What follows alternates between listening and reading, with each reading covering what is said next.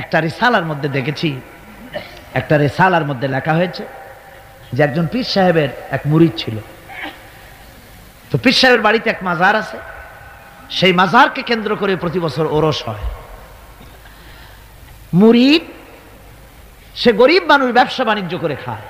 তারপরে তার একটা গাধা ছিল, সেই গাধার উপরে সওয়ার হয়ে বাজার ঘাট করতো, মালপত্র আনা নেওয়া করে ওই দিয়ে তার জীবিকা নির্বাহ হতো। একদিন তার গাধাটা মারা গেল। সেই রিসালার মধ্যে লেখা হয়েছে যে লোকটা তখন গাধা মরেছে, এর আর কিচ্ছু নাই, জমি জমাও নাই, খাবে কি করে, খুব দুঃখ পেল মনে। আর এই গাধা যদি মরে কুলে পড়ে থাকে তাহলে দুর্গন্ধ হবে। সেই জন্য রাস্তার পাশে ঝুপড়ি, তার একটা বাড়ি, ওই বাড়ির পাশেই রাস্তার পাশেই একটা কবর খুঁড়িয়া তার মধ্যে গাধারে শোয়াই দিয়া দাফন টাফন করিয়া কবরের পাশে বসে আর দুশ্চিন্তা করতেছে যে আমি এরপরে বাঁচবো কি করে, খাবো কি, ঘুমায়, মানে চোখ বুঝে বুঝে কাঁদতেছে। এমন সময় ওইটা ছিল বাজারে যাওয়ার রাস্তা, লোকজন বাজারের দিকে যাচ্ছে।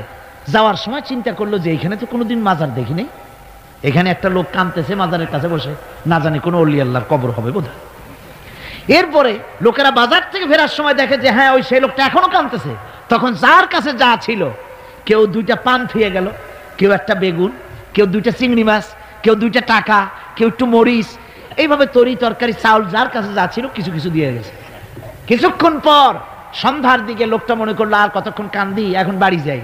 চোখ খুলে দেখে চতুর্দিকে খাদ্য খাবার, তরি তরকারি, পয়সা করি। কয় যে মাশাআল্লাহ, শুনছিলাম হাতি বাঁচতেও লাখ টাকা, মরলেও লাখ টাকা, সে কথা যে গাধার ব্যাপারে খাটে তা তো জানি না। এই গাধা মরেও তো আমার বাঁচায় গেছে। এখন ওই কবরের উপরে, গাধার কবরের উপরে চাদর টাদর চড়ায় চড়ায় দিয়া ওইখানে জুজ্জাত করে বসছে। বছর খানিক চলে গেল, লোকেরা পয়সা করি দেওয়া শুরু করলো। এরপরে সেখানে সে ইট পাটকেল জোগাড় করলো, একটা বিল্ডিং তৈরি করলো, সামনে সাইনবোর্ড লাগাই দিল হযরত গেদা শাহ রহমতুল্লাহ আলাইহির মাজার। মানুষ প্রতি বছর ওর সেখানে জমা হচ্ছে, টাকার অভাব নাই। এখন এই লোক যার মুরিদ, সেই পীর সাহেবের কাছে অন্যরা এসে কয় হুজুর আপনার মাজারের আর বরকত কি, আপনার মুরিদের মাজারের কাছে মানুষ ভরা, টাকার অভাব নাই। পীর সাহেব কৌতূহল হলো যে ও আবার একটা মাজার পাইলো কই। তারপরে একদিন ওই মুরিদকে ডেকে বললো, বাবা সত্যি কথাটা আমারে কও, এই মাজার কার? মুরিদ কয় যে হুজুর আপনি আমার ওস্তাদ, আপনার কাছেই সব শিখছি, কিন্তু এই কথা কাউকে বলবেন না। বললেন না, বল না কি হয়েছে, মাজারটা কার?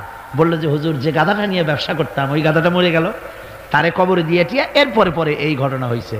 পীর সাহেব কয় আমি আরো চিন্তা করছিলাম যে না জানি কোনো সত্যি কোনো পীর সাহেবের মাজার, অসুবিধা হয় নাই, তোমার ওখানে যেটার কবর ওইটার মায়ের কবর হলো আমার বাড়িতে। মানে ওই বাচ্চা গাধাটা পীর সাহেব দিয়েছিল তারে। আমার ভাইরা আপনারা আশ্চর্য হবেন, বাংলাদেশে এরকম বহুত মাজার আছে, সে মাজারের কোনো ঠিকানা নাই, কার মাজার তারও কোনো খোঁজ খবর নাই। মানুষকে শোষণ করে টাকা পয়সা লুণ্ঠন করা হতেছে।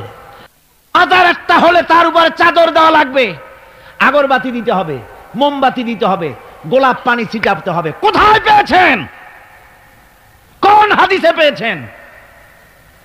মাজারে যদি চাদর দিতে হতো, রাসূল পাক সাল্লাল্লাহু আলাইহি ওয়াসাল্লামের কবরের উপরে লোকেরা সুতার চাদর দিত না, নিজের কলিজা বাইর করে কলিজা দিয়ে চাদর বিছায় দিত হুজুরের মাজারের উপরে।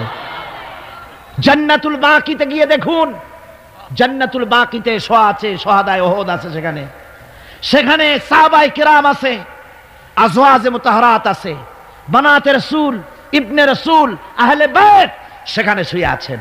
হযরত ওসমান রাদিয়াল্লাহু তাআলা আনহুর মতো লোক সেখানে ঘুমিয়ে আছেন। রাইসুল মুফাসসিরিন হযরত ইবনে মাসউদ রাদিয়াল্লাহু তাআলা আনহু সেখানে ঘুমিয়ে আছেন। হযরত ইবনে আব্বাসের উনি ওখানে, ওনার কবর হচ্ছে গিয়ে তায়েফে। এ ধরনের ইতিহাসের মধ্যে এসছে জান্নাতুল বাকির মধ্যে কমসে কম 10,000 সাহাবায়ে কেরামদের মাজার আছে। সুবহানাল্লাহ। যায় দেখেন তো জান্নাতুল বাকিতে একটা চাদর আছে নাকি? যারা হজ করতে গেছেন কোন চাদর দেখেছেন? আগরবাতি আছে, মোমবাতি আছে, গোলাপ পানি আছে। সুতরাং এই বিদআত থেকে বাঁচতে হবে মুসলমানদেরকে। মুসলমানদের সাথে সম্পর্ক মসজিদের, মুসলমানদের সাথে সম্পর্ক কিসের? অবশ্যই মাজারের সাথে সম্পর্ক নয়। মাজারের সাথে সম্পর্ক শুধু এতটুকুন, আল্লাহর ওলিদের মাজারকে ঘেরাও দিয়ে সুন্দর করে রাখুন, যাতে করে অপবিত্র না হয়। লোকেরা কেউ যদি আসে জিয়ারত করার সুযোগ পায়, শিরক বিদআত থেকে মুক্ত হয়ে এতটুকুন করা যেতে পারে, কিন্তু বিশাল আকারের গম্বুজ করে লাইট জ্বালাতে হবে, আগরবাতি মোমবাতি দিতে হবে, এটা সম্পূর্ণ বিদআত। এক শ্রেণীর লোকেরা এগুলি করে ব্যবসা করতেছে। সেই জন্য বলছি যে আমাদের ইত্তেবা করতে হবে রাসূলের। কার ইত্তেবা করতে হবে? যা রাসূল করেন নাই, যা সাহাবায়ে কেরাম করেন নাই, তা আমরা করতে পারি না। এই জন্য আমার মুসলমান ভাইয়েরা, আল্লাহর প্রতি ঈমান, রাসূলের প্রতি ঈমান, ঈমানের অর্থ হলো আল্লাহর নবীর যে কথাগুলি তিনি বলে গিয়েছেন তার ওসওয়াকে ধরে রাখা, রাসূলের আদর্শ দিয়ে পায়ের নখকাটা থেকে শুরু করে মাথার চুল পর্যন্ত গ্রহণ করতে হবে। নবী মুহাম্মদ রাসূলুল্লাহ সাল্লাল্লাহু আলাইহি ওয়াসাল্লামের তিনি যেভাবে যা করেছেন তার উল্টা পাল্টা একটাও করা যাবে না, সব করতে হবে কার কথা মতো? রাসূল পাক সাল্লাল্লাহু আলাইহি ওয়াসাল্লামের কথা মতো। রাসূলের প্রতি ঈমান এর অর্থ হলো তিনি হচ্ছেন আইনদাতা। তিনি আইন ও বিধান দিয়েছেন আল্লাহর পক্ষ থেকে। আইন ও বিধান কার পক্ষ থেকে দিয়েছেন? আল্লাহর পক্ষ থেকে। তিনি যে বিচার করেছেন সেই বিচারক হিসাবে তাকে গ্রহণ করতে হবে। তিনি যে বিধান দিয়েছেন সেটাই মানতে হবে। তিনি শাসক ছিলেন, তিনি রাষ্ট্রপতি ছিলেন, তিনি সব ছিলেন, সকলের জন্য তিনি আদর্শ। তিনি যুবকের আদর্শ, তিনি নানার আদর্শ, তিনি স্বামীর আদর্শ, তিনি পিতার আদর্শ, তিনি রাষ্ট্রপতির আদর্শ, তিনি সেনাপতির আদর্শ, তিনি শ্রমিকের আদর্শ, তিনি সকলেরই আদর্শ। ঠিক কিনা কন? সকলের আদর্শ। রাসূলের ফয়সালা প্রত্যেকটি উম্মতকে মানতে হবে। একবার একজন মুসলমান আর একজন ইহুদি রাসূলের কাছে গিয়ে উপস্থিত হলেন। ইহুদি গিয়ে নালিশ করলো হুজুরের কাছে মুসলমানের বিরুদ্ধে। হুজুর সাল্লাল্লাহু আলাইহি ওয়াসাল্লাম সে নালিশ শুনে তিনি ফয়সালা দিলেন ইহুদির পক্ষে। মুসলমান ব্যক্তি অসন্তুষ্ট হয়ে গেল। তিনি চলে গেলেন হযরত ওমরের কাছে, গিয়ে বললেন, ভাই ওমর, একটা জিনিসের বিচারের সানি করার জন্য আপনার কাছে এসেছি। কি সানি? বলে যে মুহাম্মদ সাল্লাল্লাহু আলাইহি ওয়াসাল্লামের কাছে গিয়েছিলাম, তিনি এই বিচারটা করলেন, আমি মুসলমান, নামাজ পড়ি, চাঁদা দিই, জিহাদে যাই, আর আমার পক্ষে রায় না দিয়ে রায় দিলেন তিনি ইহুদির পক্ষে। আপনি মেহেরবানি করে বিচারের সানিটা করে দেন। হযরত ওমর বলছেন, অবশ্যই আমি সানি করব, বসো। হযরত ওমর ঘরে চলে গেলেন। ঘরের ভিতর থেকে একটা তরবারি নিয়ে এলেন। তরবারিকে খাপ মুক্ত করে তিনি বললেন, আল্লাহর বান্দা, যে ব্যক্তি মুহাম্মদ রাসূলুল্লাহ সাল্লাল্লাহু আলাইহি ওয়াসাল্লামের ফয়সালা করে দেওয়ার পর তার ফয়সালার সানি করতে আসে, ওর সানিটা, ওর ফয়সালাটা এরকম করে করে দিতে হয়। তরবারি দিয়ে আঘাত দিলেন, লোকটি দুই টুকরা হয়ে পড়ে গেল। আমার বন্ধুগণ, সারা এলাকায় সাড়া পড়ে গেল, মুসলমান, হযরত ওমর মুসলমান হত্যা করেছেন। তার ওই নিহত ব্যক্তির আত্মীয় স্বজনেরা দিয়ত দাবি করতে এলো। আল্লাহ রাসূলের কাছে আল্লাহ পাক জানিয়ে দিলেন যে এই লোক হযরত ওমর কোন মুসলমান হত্যা করেনি, হযরত ওমর যাকে হত্যা করেছে সে ব্যক্তি মুনাফিক। সে ব্যক্তি কি? মুনাফিক। অর্থাৎ হে রাসূল, আপনি ফয়সালা দেওয়ার পর সেই ফয়সালা যে মানে না, দ্বিধাদ্বন্দ্বে ভোগে, ওই ফয়সালা গ্রহণ করতে রাজি হয় না, সে মুমিন নয়, মুসলমান হিসেবে দাবি করতে পারে না, তার জমিনে বেঁচে থাকার অধিকারও সে হারিয়ে ফেলে। আমার মুসলমান ভাইরা, আল্লাহ রাব্বুল আলামিন আমাদের জন্য এভাবে করে তিনি আমাদের রাসূল পাক সাল্লাল্লাহু আলাইহি ওয়াসাল্লামকে দিয়েছেন, ওসওয়া করে দিয়েছেন। তার ইতাআত করা, তার আনুগত্য করা দুনিয়াবাসীদের জন্য ফরজ করে দেওয়া হয়েছে। আল্লাহ রাব্বুল আলামিন বলেন, ওমা আরসালনা মির রাসূলিন ইল্লা লিয়ুতাআ বিইذনিল্লাহ। আমি যে রাসূল পাঠিয়েছি তাদের আনুগত্য করতে আমি বাধ্য করে দিয়েছি। তাদের আনুগত্য শুধু এই জন্যই করতে হবে লোকদেরকে, যেহেতু তারা নির্দেশ করেন আল্লাহর হুকুম অনুযায়ী, আল্লাহর নির্দেশ অনুযায়ী নবীদের আনুগত্য সকলেরই করা লাগবে। মাইয়ুতির রাসূল ফাকাদ আতা আল্লাহ। আল্লাহ পাক বলেন, যে ব্যক্তি রাসূলের আনুগত্য করে সেজন্য আমি আল্লাহ রাব্বুল আলামিনের আনুগত্য করলো। জোরে বলেন সুবহানাল্লাহ। এরপরে আল্লাহ রাব্বুল আলামিন বলেছেন, ইয়া আইয়ুহাল্লাযীনা আমানু আতিউল্লাহা ওয়া আতিউর রাসূল ওয়া লা তুবতিলু আ'মালাকুম। আল্লাহ পাক বলেন, ও বিশ্বাসীরা, তোমরা আনুগত্য করো আল্লাহর এবং আনুগত্য করো রসুলের। কোন ব্যাপারে কন্ত? আনুগত্য যে আল্লাহ করতে বললেন আল্লাহর এবং রসুলের, কোন ব্যাপারে আনুগত্য? সমস্ত ব্যাপারে, জীবনের সকল অঙ্গনে আনুগত্য করতে হবে কার? আমি দেখতে পাচ্ছি মাঝখান থেকে দুই একজন লোক হাঁটেন, আমি কিন্তু আগেই নিষেধ করেছি এই বেয়াদবি আল্লাহর হস্তে কেউ করবেন না। আপনার হাঁটার কারণে অন্য লোকেদের শোনার মধ্যে ডিস্টার্ব হয়, এই বেয়াদবি কেউ করবেন না। ভাইরা আমার,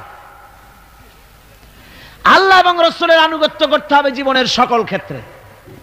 রাসূল পাক সাল্লাল্লাহু আলাইহি ওয়াসাল্লাম শুধু নামাজের কথা বলেছেন, শুধু রোজার কথা বলেছেন, হজ আর যাকাতের কথা বলেছেন, আর কিছু বলেন নাই নাকি? বলেছেন কিনা? রাসূলুল্লাহ রাজনীতি করেছেন কিনা? রাসূলুল্লাহ প্রেসিডেন্ট ছিলেন কিনা? যুদ্ধ করেছেন কিনা? কিন্তু আজ আমাদের দেশে শুনতে হয় রাসূলের প্রতি ঈমানের অর্থ কি? ঈমানের অর্থ শুধু এতটুকু নয়, রবিউল আউয়াল মাস আসবে আর তুম পে লাখো সালাম, আর সারা বছর খোঁজ নাই।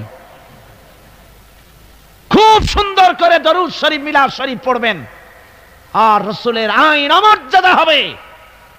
রাসূলের আইন সংসদে থাকবে না, পার্লামেন্টে থাকবে না, কোর্ট কাছারি আদালতে থাকবে না।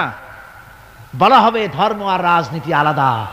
রাসূলের প্রতি এই ঈমানের 4 পয়সা মূল্য নাই। আছে মূল্য? মূল্য নাই। রাসূলের প্রতি ঈমান, ঈমান কি? ঈমানটাই হলো রাসূল যা করেছেন, আমাদেরকে যেভাবে যা আদেশ করেছেন তাই আমাদের মানতে হবে। উম্মতের এটা দায়িত্ব। কিন্তু আমরা এমনই উম্মত, আমরা নিজেরা ফয়সালা করি নিজেদের, আমরা বলেছি ধর্ম আর রাজনীতি আলাদা। অবশ্য চট্টগ্রামে এই ধরনের কথা কেউ বলে না, বলে ধর্ম আর রাজনীতি আলাদা। জোরে কন নাউযুবিল্লাহি মিন যালিক। ধর্ম আর রাজনীতি আলাদা যারা বলে তারা হলো রাজনীতি ব্যবসায়ী। তারা কি ব্যবসায়ী? রাজনীতি ব্যবসায়ী। ওরা রাজনীতির ব্যবসা করে। जुदा हो जो दीन से सियासत रह जाती है चंगेजी। ধর্ম থেকে রাজনীতি যখন আলাদা হলো তখন সেখানে বাকি থাকে চেঙ্গিজিপনা, হালাকু খানপনা, মারামারি, হত্যাকাণ্ড সেখানে চালু থাকে, আর কিছুই থাকে না। ধর্ম ছাড়া রাজনীতি, তার নাম হচ্ছে প্রচন্ড দুর্নীতি। তার নাম কি? একটি প্রচন্ড দুর্নীতি। এক শ্রেণীর লোকেরা আজ বলছে যে ধর্ম আর রাজনীতি আলাদা। ধর্ম কোথায়? তাদের কথা হলো ধর্ম হলো পবিত্র জিনিস, ওই পবিত্র জিনিস থাকবে মসজিদে, পবিত্র জিনিস থাকবে মাদ্রাসায় আর খানকার ভেতরে। ওই পবিত্র ধর্ম রাজনীতিতে আনা যাবে না। ধর্মের প্রতি তাদের মহব্বত খুব, ধর্ম খুব পবিত্র। আল্লাহকে যেন বলা হচ্ছে আল্লাহ আর হে রাসূল তোমরা দুজনা মসজিদ আর মাদ্রাসায় থাকো, আমাদের জীবনের বিস্তীর্ণ অঙ্গনে তোমাদের প্রতি 144 92 ক ধারা 144 ধারা জারি করে দিলাম। আমাদের জীবনের বিস্তীর্ণ অঙ্গনে তোমরা আইসো না, তোর মসজিদে থাকো, মাদ্রাসায় থাকো, আমরা সুযোগ পাইলে তোমার একটা সেজদা দিয়ে আসবো গিয়া। আর আল্লাহ তোমার একটা সেজদা পাওয়ার জন্য দারুণ ভাবে কাঙ্গাল হয়ে আছে না? নাউযুবিল্লাহি মিন যালিক। যারা বলে ধর্ম আর রাজনীতি আলাদা তারা সুস্পষ্ট মুনাফিক। যারা বলেন তারা কি? এই লোকগুলি হচ্ছে ধর্মনিরপেক্ষবাদী, সেকুলারিজম, ধর্মনিরপেক্ষ মতবাদের লোক। তারা বলে যে ধর্মনিরপেক্ষ, ধর্মের ব্যাপারে নিরপেক্ষতা অবলম্বন করা লাগবে। এরা খুব সুচতুর, ভাতের ব্যাপারে নিরপেক্ষতা অবলম্বন করে না। আপনারা কোন যে জিনিস যত বেশি প্রয়োজন আমরা তার পক্ষে থাকি না নিরপেক্ষ থাকি? ভাতের ব্যাপারে নিরপেক্ষ লোক আছে নাকি এখানে? ডায়াবেটিসের রোগী ছাড়া ভাতের ব্যাপারে নিরপেক্ষ লোক নাই, সবই পক্ষে। আচ্ছা ঘুম, ঘুমটা আমাদের জন্য জরুরি কিনা? এই ঘুমের আমরা পক্ষে না বিপক্ষে? নিরপেক্ষ আছে কেউ নাই। বিবাহ যারা করে নাই সেই সব যুবকদের জন্য বিবাহটা জরুরি কিনা? এই জরুরি বিষয়ের প্রতি যুবকদের কি মত? এ ব্যাপারে কি নিরপেক্ষ না পক্ষে? খুব জোরেই বলেছে পক্ষে। তাহলে বোঝা গেল যে জিনিস যত বেশি জরুরি আমরা সেইটার পক্ষে, আর যেটা জরুরত নাই আমরা সেটা পক্ষে নাই। তাহলে ধর্ম কি এতই অজরুরি বিষয়? যে এইটার ব্যাপারেই আমরা শুধু নিরপেক্ষ হয়ে থাকবো। নাউযুবিল্লাহি মিন যালিক। ধর্মের ব্যাপারে নিরপেক্ষতা অবলম্বনকারী একটা রাজনৈতিক দল আমাদের দেশে কাজ করতেছে, ঠিক কিনা? ধর্ম নিরপেক্ষ মতবাদের সপক্ষে তারা কোরআনে কারীমের আয়াত বলে, তারা বলে মৌলভী সাহেবরা কি বুখারী পড়ে নাই? বুখারীর মধ্যে আছে লাকুম দীনুকুম ওয়ালিয়া দীন। আর অনুসারীরা তখন চিন্তা করে, বাপরে, আমাদের নেতি খান বুখারীও পড়ে। আজীব তামাশা। লা ইকরাহা ফিদ্দীন, এর মধ্যে ধর্ম নিরপেক্ষতার গন্ধ নাই। সূরাটির নাম হচ্ছে সূরা কাফিরুন। সূরাটির নাম কি? কাফেরেরা বলেছিল, হে মুহাম্মদ সাল্লাল্লাহু আলাইহি ওয়াসাল্লাম, ধর্মের ব্যাপারে আমাদের ভিতরে বড় ঝগড়াঝাটি প্রায় লেগে থাকে, সুতরাং ধর্ম নিয়ে বাড়াবাড়ি না করে আসো, আমরা এক কাজ করি, তোমরা কিছুদিন আমাদের প্রতিমাগুলির সামনে এসে একটু পূজা দিয়ে যাও, আর আমরাও কয়েকদিন তোমাদের মসজিদে গিয়ে আল্লাহর সেজদা দিয়ে আসবো। এইভাবে আমরা ধর্মকে 50-50 ভাগাভাগি করে নেই। কাফেরেরা, তোমরা যার ইবাদত করো আমরা তার ইবাদত করি না, আবার আমরা যার ইবাদত করি তোমরা তার ইবাদত করো না, সুতরাং লাকুম দীনুকুম ওয়ালিয়া দীন। সুতরাং তোমাদের ধর্ম তোমাদের জন্যে, আমাদের ধর্ম আমাদের জন্যে। তার মানে তোমরা তোমাদের ধর্ম নিয়ে থাকো, আমরা আমাদের ধর্ম নিয়ে থাকি। এটা কি নিরপেক্ষর কথা হলো না পক্ষের কথা হলো? ওই বেওকুফরা তারা মানুষকে বিভ্রান্ত করতে চায়, কোরআনে কারীমের আয়াতকে নাজায়েজ তরিকায় তারা ব্যবহার করে। আবার বলে লা ইকরাহা ফিদ্দীন, মৌলবীরা জানে না ধর্মের মধ্যে বাড়াবাড়ি নাই। কত বড় মুফাসসির এক একজন! ধর্মের মধ্যে বাড়াবাড়ি নেই, লা ইকরাহা ফিদ্দীন। ধর্মে বাড়াবাড়ি, এটা কিসের কথা? এ কথাটা হচ্ছে মুসলমানদেরকে বলা হচ্ছে, অমুসলিমদেরকে বাধ্যতামূলক ভাবে ভয় দেখিয়ে, প্রলোভন দেখিয়ে, ত্রাস সৃষ্টি করে কোন ক্রমে তাদেরকে মুসলমান বানানো যাবে না। ইচ্ছে করে যদি কেউ আসে ইসলামের সৌন্দর্যে মুগ্ধ হয়ে, মোস্ট ওয়েলকাম, তাকে গ্রহণ করো।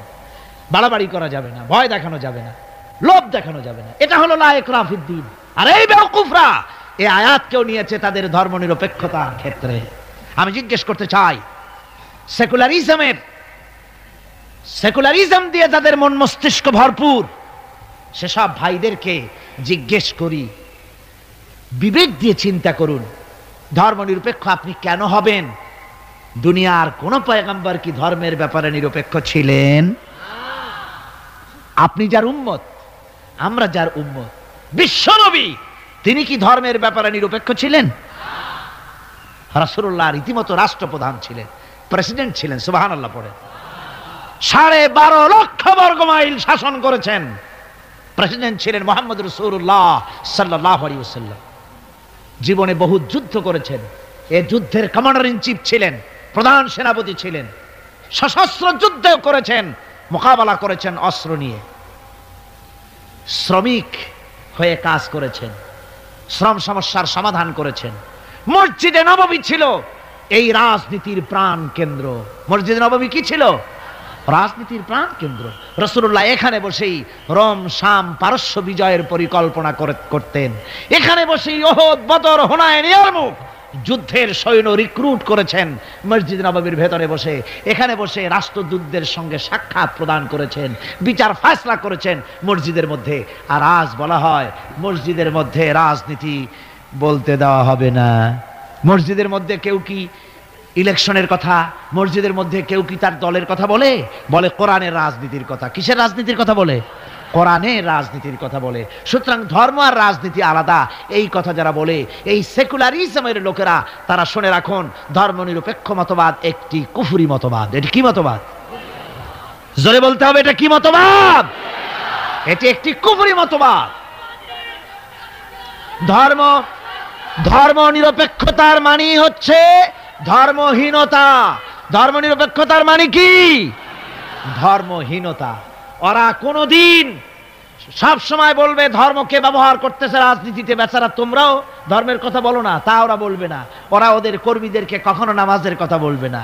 যদি বলে, তা বলে এই জন্য, তোমরা নামাজ পড়ো মসজিদে যাইয়া দেখো কেউ রাজনীতির কথা বলে নাকি। নামাজ পড়ার জন্য নয়, রাজনীতি কেউ করে নাকি তা দেখার জন্য, গোয়েন্দাগিরি করার জন্য। হায় রে কপাল পোড়ার দল! আমার দেশে এই ভণ্ডামি ছিল না। ধর্মনিরপেক্ষ মতবাদ একটা ভণ্ডামি। জোরে বলেন এটা কি? আমার দেশে এটা ছিল না। এই ভণ্ডামিমূলক ধর্মনিরপেক্ষতার রাজনীতি বাংলাদেশে ছিল না। 1971 সনের পরে যারা ক্ষমতা এলো তারা ভারত থেকে, ভারতের কাফেরদের তৈরি করা পৃথিবীর এই নিকৃষ্ট মতবাদ বাংলাদেশে আমদানি করেছে।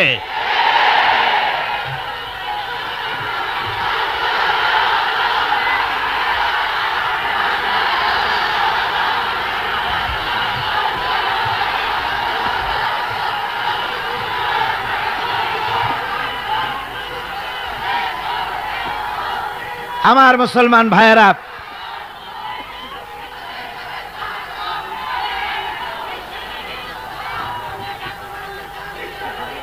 এই যে কোরআন শরীফ, এই কোরআন শরীফ মানতে হবে মুসলমানদেরকে। রাসূলের উপরে ঈমান আনার অর্থ শুধু মিলাদ শরীফ পড়া নয়। কোন নেত্রী কি বলল তার ধার কোন মুসলমান ধারতে পারে না। মুসলমান ধার ধারবে আল্লাহর আর রাসূলের। ঠিক কিনা? কর যারা বলেন ঠিক কিনা? ভারতের গোলাম এরা বলে ধর্মনিরপেক্ষতার মানে ধর্মহীনতা নয়। যদি ধর্মনিরপেক্ষতার অর্থ ধর্মহীনতা না হবে তাহলে 1971 সনের পরে তোমরা ক্ষমতায় এসে বিশ্ববিদ্যালয় সমূহের মনোগ্রাম থেকে ইকরা বিস্মি রাব্বিকাল্লাযী খালাক রাব্বি জিদনি ইলমা এই আয়াত দুটিকে তুলে ফেললে কেন বলো? কোন জবাব আছে? কোন জবাব নাই। সলিমুল্লাহ মুসলিম হল নাম ছিল, মুসলমান শব্দ বাদ দিয়েছে। নাম ছিল সলিমুল্লাহ মুসলিম হল, মুসলিম শব্দ বাদ দিয়ে দিল। তারপরে নজরুল ইসলাম কলেজ, ইসলাম সহ্য হলো না, ইসলাম বাদ দিয়া শুধু নজরুল কলেজ। ওদের যে দল, সেই দলটার নামের মধ্যেও একটা মুসলিম শব্দ ছিল। জি, ওদের দলটার নামের মধ্যে মুসলিম শব্দ ছিল, ছিল না?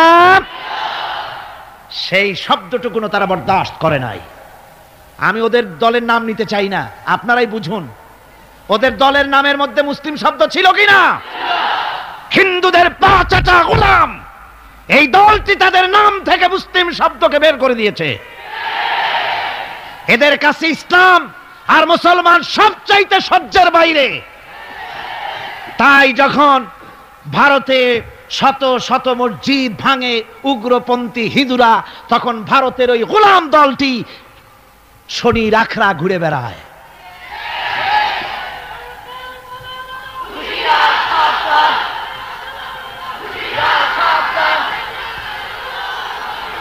আমার মুসলমান ভাইদের খেদমতে আমি আরজ করতে চাই, মুসলমানদের কাজ বুঝতে হবে ধর্মনিরপেক্ষ মতবাদ মুসলমানদের জন্য জায়েজ নাই, হারাম। দুনিয়ার সব আলেম একমত, এই ফতোয়ার উল্টা কেউ ফতোয়া দিতে পারবে না। দুনিয়ার সব মুফাসসিরিন, মুহাদ্দিসিন, উলামায়ে কেরাম, মুফতি সব একমত ধর্মনিরপেক্ষ মতবাদ কুফরি মতবাদ। কি মতবাদ? যারা বলেন কি মতবাদ? কোন মুসলমানের সন্তান যাকে মুসলমানের জন্ম দিয়েছে ধর্মনিরপেক্ষবাদের আন্দোলন করতে পারে না, হারাম, হারাম।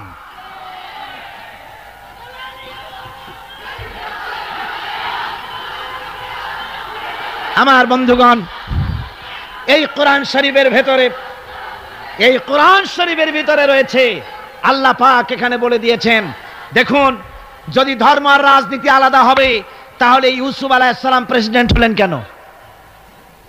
সূরা ইউসুফ আছে না কোরআন শরীফে? হযরত ইউসুফ আলাইহিস সালাম জেলে গিয়েছিলেন, দীর্ঘদিন জেলে ছিলেন।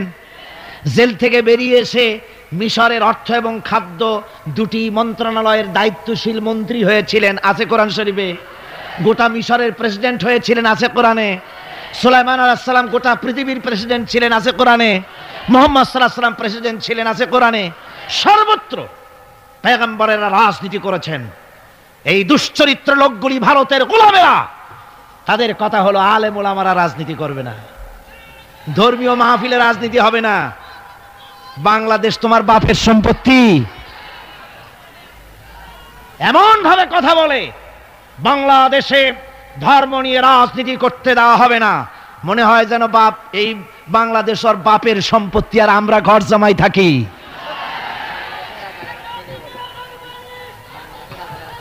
সুতরাং কোরআনের রাসূলের প্রতি ঈমানের অর্থ হলো রাসূলুল্লাহ যে ধরনের রাষ্ট্র কায়েম করেছেন মদিনায়, ওই রকম রাষ্ট্র কায়েমের শপথ নিতে হবে, এর নাম রাসূলের প্রতি ঈমান। ঠিক কিনা?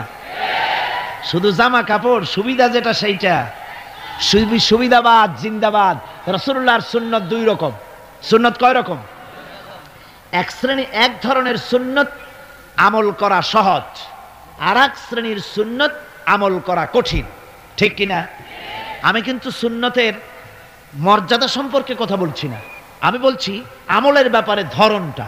এক শ্রেণী রাসূলের কোন সুন্নতের কদর কিন্তু কম নয়, আকাশ আর জমিন বিক্রি করলেও রাসূলের একটা সুন্নতের সমান মর্যাদা হবে না। রাসূলের সুন্নত পালনের মধ্যে দুই ধরনের, একটা সুন্নত হচ্ছে পালন করা খুব সহজ, আর একটা পালন করা কঠিন। সহজ সুন্নত হলো চোখে সুরমা লাগানো, সহজ সুন্নত দুপুরে খাইয়া আরামে ঘুমানো, সহজ সুন্নত হলো কদু খাওয়া, সহজ সুন্নত খাবারের পরে মিষ্টি খাওয়া, এগুলি হলো সহজ সুন্নত। আর কঠিন সুন্নত হচ্ছে বদরের প্রান্তরে কাফেরদের মোকাবেলায় দাঁড়ানো। কঠিন সুন্নত হচ্ছে উহুদের ময়দানে দান্দান মোবারক শহীদ করার সুন্নত।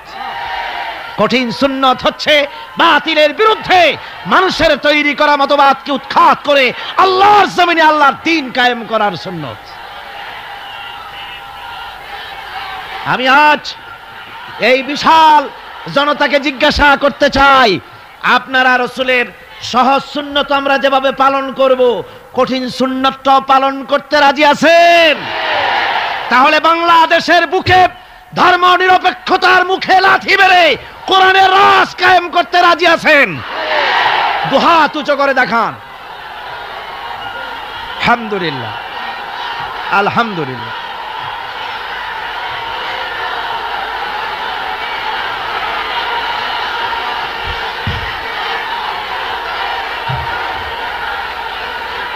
সবাই বসে পড়েন, সবাই বসুন, বসুন না, সবাই বসে পড়ুন। আমি বুঝতে পারছি অবস্থাটা, বিষয়টা বুঝতে পারছি। এক বুড়ি রাস্তা দিয়ে যাওয়ার সময় আছাড় খাইলো, খাইয়া কয় যে আছাড় যখন খাইলাম একটু পান খাইনি, তো স্লোগানের যখন জোর উঠছে একটু দাঁড়াই মাজা সোজা করে নি। অবস্থা তাই হয়েছে, খারাপ হয়নি, ভালোই হয়েছে, আলহামদুলিল্লাহ। আজকে 3 জন মুসলমান হবে।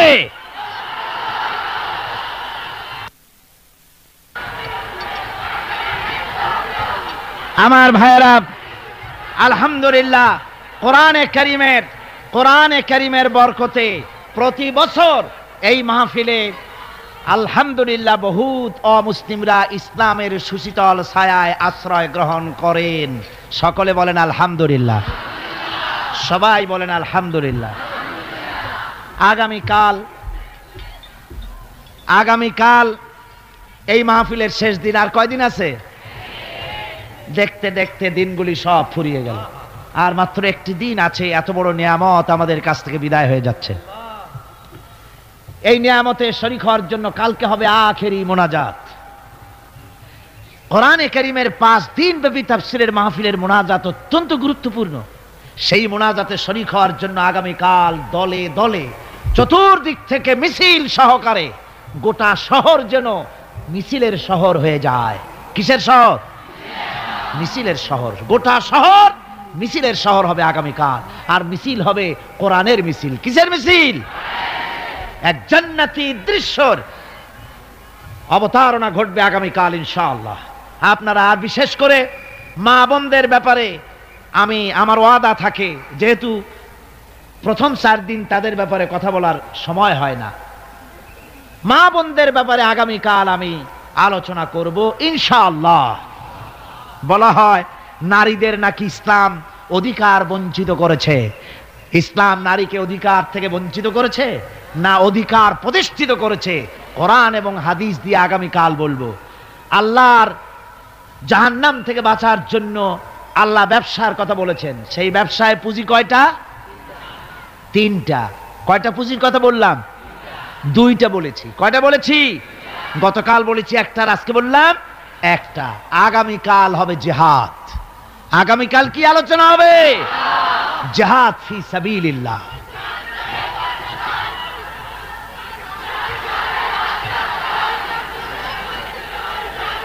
আগামীকাল জিহাদের উপরে গুরুত্বপূর্ণ আলোচনা হবে। মা বোনদের ব্যাপারে আলোচনা হবে, অমুসলিম নাগরিকদের ব্যাপারে আলোচনা হবে, বাবরি মসজিদের ব্যাপারে আলোচনা হবে, বাংলাদেশের ভবিষ্যৎ সম্পর্কে আলোচনা হবে ইনশাআল্লাহ। সে আলোচনায় শরীক হবেন আপনারা। দলে দলে আগের থেকে চলে আসবেন, আর মেহেরবানি করে মাঝখান থেকে হাঁটার নিয়ত করে আসবেন না। উজু করে টাইট হয়ে বসবেন, যাতে আখিরি মোনাজাত করে আপনি উঠতে পারেন। মনে থাকবে তো? এর উল্টা পাল্টা যেন না হয়। এখন জনাব বদিউল আলম সাহেব কিছু কথা বলবেন বোধহয়। তিনজন ইসলাম গ্রহণ করবেন, ইসলাম কবুল করতে এসেছেন। তার মধ্যে একজন মহিলা, দুজন পুরুষ। মহিলা পূর্ব নাম রিনা বড়ুয়া, বর্তমান নাম পছন্দ করেছে মুসাম্মাদ সাকিনা খাতুন। পুরুষ নাম রতন মণ্ডল, বর্তমান নাম পছন্দ করেছে মোহাম্মদ সেলিম। আর শ্রী গণেশচন্দ্র সরকার, বর্তমান নাম পছন্দ করেছে মোহাম্মদ ওসমান গনি। এই তিনজনকে এখন ইসলাম কবুল করানো হচ্ছে। মহিলা যিনি, তিনি পর্দার আড়ালে আছেন।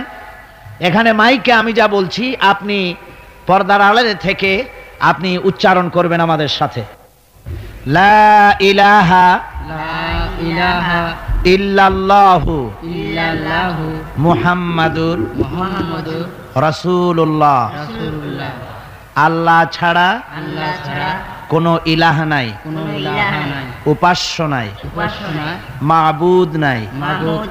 মুহাম্মদ সাল্লাল্লাহু আলাইহি ওয়াসাল্লাম আল্লাহর প্রেরিত রাসূল। আশহাদু আন লা ইলাহা ইল্লাল্লাহু ওয়াহদাহু লা শারীকা লাহু ওয়া আশহাদু আন্না মুহাম্মাদান আবদুহু ওয়া রাসূলুহু। আমি সাক্ষ্য দিচ্ছি আল্লাহ ব্যতীত কোনো ইলাহ নাই, মাবুদ নাই, উপাস্য নাই। আমি আরো সাক্ষ্য দিচ্ছি মুহাম্মদ সাল্লাল্লাহু আলাইহি ওয়াসাল্লাম আল্লাহর বান্দা এবং প্রেরিত রাসূল। আল্লাহ এক, একক, তার কোনো অংশীদার নাই। সকলকে সালাম। আসসালামু আলাইকুম।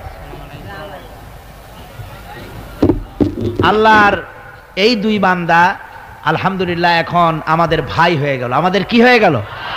আমি গতকালও বলেছি, রাসূল পাক সাল্লাল্লাহু আলাইহি ওয়াসাল্লাম বলেছেন, যখন কোনো অমুসলিম ইসলাম কবুল করে তখন আল্লাহ রাব্বুল আলামিন তার আমলের সমস্ত গুনাহ খাতাকে মাফ করে দেন। সবাই বলেন সুবহানাল্লাহ। এখনো দুই ভাই, আর ভেতরে যিনি আছেন যে মহিলা, এনারা তিনজন একদম মাসুম বেগুনাহ নবজাতক সন্তানের মতোই হয়ে গেল আলহামদুলিল্লাহ। এই বিশাল জনসমুদ্রের পক্ষ থেকে আমি তাদেরকে আলিঙ্গন করছি। নারায়ে তাকবীর, আল্লাহু আকবার। নারায়ে তাকবীর, আল্লাহু আকবার। গতকাল আমার কাছে খবর এসেছে যে কলকাতা থেকে, পশ্চিমবঙ্গ থেকে অনেক লোক আসছে এখানে মাহফিলে, সপরিবারেও আসছে। এক ভদ্রলোক, তার স্ত্রী অপারেশন, সে অপারেশন ভালো করে সুস্থ হয়নি, তারপরেও তাদের প্রাণের দাবি কোরআনে কারীমের তাফসীরের মাহফিল তারা শুনতে আসবে। তার ছেলেরা অযোধ্যায় পড়াশোনা করে, যেখানে বাবরি মসজিদ ভাঙা হয়েছে, মাদ্রাসায় পড়াশোনা করে। তার স্ত্রীকে নিয়ে আসার সময় বেনাপোল বর্ডারে ওই হিন্দু পুলিশেরা তার কাছ থেকে তার পাসপোর্ট, তার টাকা পয়সা, বউয়ের কাছের পয়সা করে সব সিনায় রেখে দিয়েছে। ভদ্রলোকের নাম আলী আসগর। তিনি গতকাল এই মঞ্চে এসেছিলেন, আজকে আসছেন কিনা জানি না। কালকে তিনি আমার কাছে দোয়া চেয়ে চিঠি লিখেছেন তার এক বন্ধু তার জন্য আজকে দোয়া হবে। এ ধরনের দেশি বিদেশি বহু লোক এখানে আসে, ভারতের ব্যাপারটা আমাদের গভীরভাবে জানতে হবে। তারা আমাদের ব্যাপারে, আমাদের সংসদে ভারতের বাবরি মসজিদ ভাঙ্গার ব্যাপারে নিন্দা প্রস্তাব গ্রহণ করা হয়েছে, জানেন তো আপনারা? সেই নিন্দা প্রস্তাব গ্রহণ করতে গিয়ে ভারতীয় দালালদের অনেক প্রতিরোধের মুখে এই নিন্দা প্রস্তাব গৃহীত হয়েছে। কিন্তু তারপরে ভারত যে ভাষায় বাংলাদেশকে কথা বলেছে, মনে হয়েছে বাংলাদেশ যেন ভারতের কাছে ভুটান অথবা সিকিমের মতো। এই বেয়াদবির দাঁত ভাঙ্গা জবাব আগামীকাল দেওয়া হবে ইনশাআল্লাহ। বাংলাদেশ তোমার আশ্রিত কোনো রাষ্ট্র নয়। স্বাধীনতা যুদ্ধের সময় কিছু শরণার্থীদের আশ্রয় দিয়েছিলে তোমরা, কিন্তু শরণার্থীদের জন্য তোমরা একটা আড়তদারি খুলেছিলে। সে আড়তদারির সমস্ত খরচ সুদে আসলে তোমরা উসুল করেছো। দেশ স্বাধীন হওয়ার সাথে সাথে বাংলাদেশ থেকে 30,000 কোটি টাকা লুট করেছে ভারত সরকার। এর প্রতিবাদ করেছিলেন সর্বপ্রথম বাংলাদেশের শ্রেষ্ঠ মুক্তিযোদ্ধা মেজর জলিল। তাকে সেই সরকার কারারুদ্ধ করেছিল সেই সময়।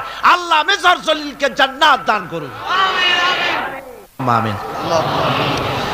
রব্বানা যালামনা আনফুসানা ওয়া ইন লাম তাগফির লানা ওয়া তারহামনা লানাকুনান্না মিনাল খাসিরিন। রব্বানা লা তুযিগ কুলুবানা বা'দা ইয হাদাইতানা ওয়া হাব লানা মিন লাদুনকা রাহমাতান ইন্নাকা আনতাল ওয়াহ্হাব। রব্বুল আলামিন, গভীর রাত পর্যন্ত তোমার বান্দারা বান্দিরা দীর্ঘক্ষণ ধরে আমরা তোমার কোরআনের কথা শুনেছি। আল্লাহ তুমি দয়া করে মেহেরবানি করে সবটুকুন জনাবি মুহাম্মদ রাসূলুল্লাহ সাল্লাল্লাহু আলাইহি ওয়াসাল্লামের রূহ মুবারকে পৌঁছে দাও। সারা জীবন ধরে যত গুনাহ আমরা করেছি আল্লাহ তোমার কাছে বিনীতভাবে মাফ চাই। আমাদের জিন্দেগির গুনাহ খাতা মাফ করে দাও রব্বুল আলামিন। আমাদের মা বাপ যারা দুনিয়া থেকে বিদায় গ্রহণ করেছে, মা বাপের কবরগুলিকে জান্নাতের টুকরা বানায়া দাও। মা বাপ আমাদের যাদের বেঁচে আছে সুস্থ রাখো, ভালো রাখো, ঈমানের সাথে রাখো। রব্বির হামহুমা কামা রাব্বায়ানি সগীরা। আয় আল্লাহ রাব্বুল আলামিন, এ বিরাট বিশাল তাফসীরুল কোরআন মাহফিল আর একটি দিন আমাদের সামনে আছে। আল্লাহ তুমি দয়া করে মেহেরবানি করে আগামী দিনটা তোমার কুদরতি নিজাম দিয়া চালাইয়া দিও। তোমার বান্দা বান্দীদেরকে স্রোতের মতো এই বিশাল প্যান্ডেলে সকলকে সমবেত হওয়ার তৌফিক দিও রব্বুল আলামিন। আর যারা তোমার দ্বীনের কথা বলবেন সহিভাবে সুন্দরভাবে দ্বীনের কথাগুলি বলার তৌফিক দিও। আমি দোয়া চাই আপনাদের কাছে, প্রায় প্রত্যেক দিন কথা বলতে হয়। দোয়া করুন কোরআনের কথাগুলি বলার জন্য যেমন স্বাস্থ্য আর কণ্ঠস্বরের প্রয়োজন, আল্লাহ যেন দয়া করে তার এই নগণ্য গোলামকে দান করেন। আপনারা দোয়া করুন আওলাদ রাসূল সৈয়দ আব্দুল আহাদ আল মাদানী আমাদের জন্য একটা নিয়ামত, বাংলাদেশের জন্য। আমি গতকাল যখন গিয়েছিলাম তার সঙ্গে দেখা করতে, তার স্বাস্থ্য দেখলাম আগের মতো নাই, ভেঙে পড়েছে, বার্ধক্য তার উপরে ভর করেছে। কখন যেন তিনি বিদায় হন। তিনি বলছেন আমি তো মালাকুল মউতের অপেক্ষা করছি। আমরা তার জন্য দোয়া করি আল্লাহ এই কোরআনের মাহফিল থেকে আওলাদের রাসূল আমাদের জন্য নিয়ামত, আল্লাহ তুমি তারে দীর্ঘদিন বাঁচায় রাখো, তাকে তুমি সুস্থ রাখো, ভালো রাখো। আর যাওয়ার সময় যখন তার হবে খাতিমা বিল খাইর করে দিও। রব্বানা তাকাব্বাল মিন্না ইন্নাকা আনতাস সামিউল আলিম ওয়া তুব আলাইনা ইন্নাকা আনতাত তাওয়াবুর রহিম। সুবহান রাব্বিকা রাব্বিল ইজ্জাতি আম্মা ইয়াসিফুন ওয়া সালামুন আলাল মুরসালিন আলহামদুলিল্লাহি রাব্বিল আলামিন। ওয়াজআল আখিরা কালিমাতিনা ইনদাল মাউত লা ইলাহা ইল্লাল্লাহু মুহাম্মাদুর রাসূলুল্লাহ। আসসালামু আলাইকুম ওয়া রাহমাতুল্লাহ। আল্লাহ পাক মানুষের জন্য পথ সৃষ্টি করেছেন, পথ তিনি তৈরি করেছেন। আমরা দেখতে পাই সমুদ্রের ভিতরে নাবিকেরা তারা যখন স্টিমার চালায়, নৌযান যখন চালায়, তখন দিনের বেলায় সূর্যের আলো দিয়া চলে, রাতের আঁধারে যেন পথ না হারায় সেজন্য রব্বুল আলামিন আকাশে তারকা খচিত করে নাবিকদেরকে পথের দিশা দিয়ে দিয়েছেন। আবার তিনি মরুভূমির ভিতরে ধুধু প্রান্তরের মধ্যে নিশানা তৈরি করে মানুষের পথের দিশা দিয়েছেন। যে আল্লাহ রাব্বুল আলামিন মানুষের এমনি করে সমুদ্রের মধ্যে, পাহাড়ের ভিতরে, প্রান্তরের মধ্যে পথের দিশা দিয়ে দিয়েছেন, সে আল্লাহ রাব্বুল আলামিন মানুষের জীবনের চলার জন্য আলো প্রদান করেন নাই, পথ প্রদান করেন নাই। এটা কেবলমাত্র বেকুবরাই চিন্তা করতে পারে। কারা চিন্তা করবে এটা? যারা বেকুব, যারা আহমক, ওরাই চিন্তা করতে পারে। আল্লাহ পাক পথ তৈরি করেছেন, আলো জ্বালিয়েছেন। কোরআনে কারীমে রব্বুল আলামিন বলেছেন, قد جاءكم من الله نور وكتاب مبين। আমি আল্লাহর পক্ষ থেকে তোমাদের জন্য এসেছে আলো, আর আমি তোমাদের দিয়েছি স্পষ্ট কিতাব। আমার পক্ষ থেকে যে আলো তোমাদেরকে দান করেছি, সে আলো হচ্ছেন মুহাম্মদুর রাসূলুল্লাহ সাল্লাল্লাহু আলাইহি ওয়াসাল্লাম। তিনি হতেছেন আলো। আর একটা কিতাব দিয়েছি, ওই কিতাবের নাম হচ্ছে কোরআনে কারীম। কোরআন শরীফ দিয়েছে, স্পষ্ট কিতাব। আর আলো দিয়েছি, আলো হচ্ছেন মুহাম্মদুর রাসূলুল্লাহ সাল্লাল্লাহু আলাইহি ওয়াসাল্লাম। হুজুরকে নূর বলা হয়েছে, হুজুরকে সিরাজাম মুনীরা বলা হয়েছে, একটা উজ্জ্বল প্রদীপ বলা হয়েছে। হুজুর যেমন শানওয়ালা, বরকতওয়ালা নবী, তাকে তো প্রদীপের সাথে নয়, তাকে তুলনা করা দরকার ছিল সূর্যের আলোর সাথে, চাঁদের আলোর সাথে। কিন্তু আল্লাহ রাব্বুল আলামিন সূর্য এবং চাঁদের সাথে তুলনা না করে হুজুরকে তুলনা করেছেন প্রদীপের সাথে। কারণ হচ্ছে সূর্যের আলো যতই প্রখর হোক, সূর্যের আলো যতই প্রচন্ড হোক, এই সূর্য কিয়ামত পর্যন্ত চেষ্টা করে নতুন আরেকটি ছোট্ট সূর্যের জন্ম দিতে পারবে না। চাঁদের আলো যতই সুন্দর হোক, যতই স্নিগ্ধ হোক না কেন, কিয়ামত পর্যন্ত চেষ্টা করে চাঁদ নতুন ছোট্ট একটি চাঁদের জন্ম দিতে পারবে না। অথচ একটা প্রদীপ, এই প্রদীপ থেকে যদি কেউ আলো ধরাতে চায়, আর একটা ধরানো যাবে, 10টা যাবে, 100টা যাবে, সহস্রটা যাবে।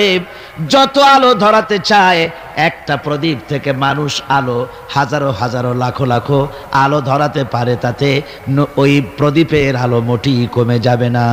ঠিক কিনা বলেন? সুতরাং রাসূল পাক সাল্লাল্লাহু আলাইহি ওয়াসাল্লাম হচ্ছেন জ্ঞানের প্রদীপ। কিসের প্রদীপ? জ্ঞানের প্রদীপ। তার কাছ থেকে, আল্লাহ রাব্বুল আলামিনের কাছ থেকে এসেছে জ্ঞান। সেই জ্ঞান তিনি বিকিরণ করেছেন, বিতরণ করেছেন গোটা বিশ্ববাসীর জন্য। সুতরাং হেদায়েতটা আল্লাহর পক্ষ থেকে পয়গম্বরদের কাছে সরাসরি আসে, অন্যদের কাছে আসে না। এই পৃথিবীতে দার্শনিকরাও নেতা, রাজনৈতিক নেতারাও নেতা। যত নেতা আছে, দার্শনিক হোক আর রাজনৈতিক নেতা হোক, যত রকমের নেতা আছে, সমস্ত নেতারা কথা বলে মন মস্তিষ্ক দিয়ে, আন্দাজ এবং অনুমানের উপরে ভিত্তি করে অন্ধকারে ঢিল ছোড়ে। আর পয়গম্বরেরা আন্দাজের উপরে ভিত্তি করে, অনুমানের উপরে ভিত্তি করে কোনো কথা বলেন না, অন্ধকারে ঢিল ছোড়েন না, পর্যবেক্ষণ করে, চোখে দেখে, বিশ্বাসের ভিত্তিতে আল্লাহর পক্ষ থেকে যে কথা আসে সেই কথাই দৃঢ়তার সাথে তারা পেশ করে থাকেন। নবীরা হচ্ছেন মাসুম। নবীরা কি? মাসুম, বেগুনাহ, তাদের কোনো গুনাহ নাই। আল্লাহ পাক তাদেরকে হেফাজত করেন। কে হেফাজত করেন? আল্লাহ সুবহানাহু ওয়া তাআলা। শয়তান হচ্ছে মোস্ট পাওয়ারফুল। শয়তানের এত বড় পাওয়ার, সে যে কোনো মুহূর্তে যে কোনো আলেম, যে কোনো পীর, যে কোনো সুফি, দরবেশ, হাজি, গাজী, যে কোনো ব্যক্তিকে ওয়াসওয়াসা দিতে পারে, প্রতারণা দিতে পারে, কিন্তু নবীদেরকে প্রতারণা দিতে পারে না। আল্লাহ পাক শয়তানের সব রকমের কুমন্ত্রণা এবং ওয়াসওয়াসা থেকে আল্লাহ পাক নবীদেরকে কি করেছেন? হেফাজত করেছেন। একটু জোরে সোরে জিকির করেন, লা ইলাহা ইল্লাল্লাহ। এই পৃথিবীর মানুষের জন্য আল্লাহ রাব্বুল আলামিনের সবচেয়ে বড় ইহসান হচ্ছে যে তিনি আমাদের জন্য নবী দিয়েছেন, হেদায়েত আমাদের দিয়েছেন নবীর মাধ্যমে। আর তাও আবার তিনি নবী দিয়েছেন মানুষের মধ্য থেকে, কোন নবী ফেরেশতাদের মধ্য থেকে দেওয়া হয়নি। নবীর বশরিয়ত সম্পর্কে গত বছরের তাফসীরের মাহফিলে সূরা ফুরকান থেকে আলোচনা করেছিলাম, বোধহয় আপনাদের মনে আছে, মনে আছে না? আল্লাহ পাকের এটা ইহসান যে তিনি নবী বানিয়েছেন সব মানুষদের, ফেরেশতাদের নবী বানান নাই। ফেরেশতা নবী হলে আমাদের জন্য সুবিধা হতো না, কি বলেন ঠিক না? তার কারণ হলো ফেরেশতারা পুরুষও না, নারীও না, তারা মানুষের সমস্যা বোঝেন না, তাদের কল নাই, কারখানা নাই, তাদের ক্ষেত খামার নাই, মহিষ গরু নাই, তাদের রাজনীতি নাই, তাদের ইলেকশন নাই, তাদের ভোটাভুটি নাই, তাদের কিছুই নাই। তারা শুধু আল্লাহ পাকের আজ্ঞাবহ বিরাট এক বাহিনী। তো তারা পুরুষও না, নারীও না। সুতরাং স্বামী স্ত্রীর মধ্যে যদি কোনো মনোমালিন্যর সৃষ্টি হয় তাহলে তার মীমাংসা করা তাদের পক্ষে সম্ভব না। তারা কি করে জানবে যে স্বামী স্ত্রীর মধ্যে গন্ডগোল হয় কেন, আর তা মিটাই কি করে? কল কারখানা তাদের নাই, তারা শ্রম দেয় না, তারা কল কারখানার মালিকও না। সুতরাং শ্রমিকদের সাথে মালিকের বাধে কেন, আর মেটে কিসে, তাও তাদের বোঝার কথা না। তারা রাজনীতি করে না, তারা ইলেকশন করে না, তারা আল্লাহ পাকের আজ্ঞাবহ বাহিনী। মানুষকে রাজনীতি করতে হয়, সমাজ নিয়ে বাস করতে হয়। সুতরাং রাজনীতি করতে গিয়ে মানুষকে হরতালের ডাক দিতে হয়, ধর্মঘট করতে হয়, ভোটাভুটি করতে হয়, কত কিছু করতে হয়। ফেরেশতা যদি নবী হতো তো মানুষের প্রতি ইহসান হতো না। এই জন্য আল্লাহ রাব্বুল আলামিন মানুষের প্রতি সবচাইতে তিনি হচ্ছেন বড়, তিনি সবচাইতে ইহসানকারী, তিনি মানুষের প্রয়োজন বোঝেন। এই জন্য মানুষের জন্য তিনি যে নবী বানালেন, সমস্ত নবীরাই ছিলেন মানুষ। সমস্ত নবীরাই কি? সবাই জোরে সোরে বলেন, নবীরা কি ছিলেন? আল্লাহ পাক নবী দিয়েছেন, আবার মানুষ সৃষ্টি করে তার হেদায়েতের রাস্তা দেখিয়ে দিয়েছেন। আল্লাহ এমন কিছু সৃষ্টি করেন নাই যার চলার পথ দেন নাই, চলা শিখান নাই। সৃষ্টি করেছেন অথচ চলা শিখান নাই, এমন কিছুই সৃষ্টি করেন নাই। যেমন আল্লাহ রাব্বুল আলামিন চোখ সৃষ্টি করেছেন দেখার জন্য, চোখ দেখার কাজ করে, কান শোনার কাজ করে। পাখিকে সৃষ্টি করে ওড়ার মতো ট্রেনিং আল্লাহ রাব্বুল আলামিন দিয়ে দিয়েছেন। মাছকে সাঁতার কাটার ট্রেনিং দিয়ে দিয়েছেন। আপনি দেখুন, আপনার বাড়ির মুরগির ডিমের থেকে বাচ্চা বেরোবার পর আপনি যদি তাকে পানির মধ্যে ছেড়ে দেন, সে চুবনি খেয়ে মরে যাবে। কিন্তু হাঁসের ডিম থেকে বাচ্চা বেরোলে পরে ওই বাচ্চা পানির মধ্যে দিবেন, সাঁতরায়া ডুব খাইয়া যেমনি পারুক কেনারায় চলে আসবে। কে দিল তার সাঁতারের ট্রেনিং? কে দিল? আল্লাহ রাব্বুল আলামিন। সুতরাং আল্লাহ শুধু সৃষ্টি করেন না, সৃষ্টি করেন, প্রতিপালন করেন, আর হেদায়েতের রাস্তাও তিনি বলে দেন। তাই এই পৃথিবীতে সাধারণ নেতাদের সাথে আর নবীদের সাথে বিরাট পার্থক্য সূচিত হয়েছে, যেহেতু নবীদের মাধ্যমেই আল্লাহ পাক মানুষের চলার পথের দিশা দিয়েছেন। দুনিয়ার সব নেতারা কথা বলেন মস্তিষ্ক দিয়ে, চিন্তা করে কথা বলেন, আর পয়গম্বরেরা, আল্লাহ রাব্বুল আলামিন বলেছেন, মা ইয়ানতিকু আনিল হাওয়া ইন হুয়া ইল্লা ওয়াহয়ুহা। নবী নফসকে অনুসরণ করে, প্রবৃত্তিকে অনুসরণ করে নবীজি কোনো কথা বলেন না। আমার নবী যেটা বলেন সেটা হলো ওহী। আমি যা তাকে বলতে বলি নবীজি তাই বলেন, আমার কথাই বলেন। আল্লাহ পাক গ্যারান্টি দিতেছেন, এই যে কোরআন, এই কোরআনে কারিমের ভিতরে আমার নবী যদি নিজের থেকে বানিয়ে কোনো কথা বলতেন, ওয়ালাউ তাকাওয়ালা আলাইনা বাদাল আকাবিল, নবী যদি নিজের থেকে কোনো কথা যদি রচনা করে কোরআনের মধ্যে ঢুকিয়ে দিতেন, তাহলে আমি আল্লাহ রাব্বুল আলামিন নবীজির হাতকে চেপে ধরতাম, আমি তার ডান হাতকে চেপে ধরতাম, আর তার কণ্ঠনালীকে আমি আল্লাহ রাব্বুল আলামিন কেটে ফেলে দিতাম। সুবহানাল্লাহ পড়েন। আমি তার কণ্ঠনালীকে কেটে দিতাম। তার অর্থ কি? অর্থ হলো নবীজি নিজের থেকে কোনো কথা বলেন না, নবী যা বলেন, নবীরা যা বলেন সব কার কথা? আল্লাহ সুবহানাহু ওয়া তাআলার কথা। তাই নবীদের কাছে যত ইলম এসেছে সমস্ত ইলম কার? জোরে বলেন, সমস্ত ইলম কার? আল্লাহ পাকের। আল্লাহর পক্ষ থেকেই তাদের কাছে ইলম এসেছে।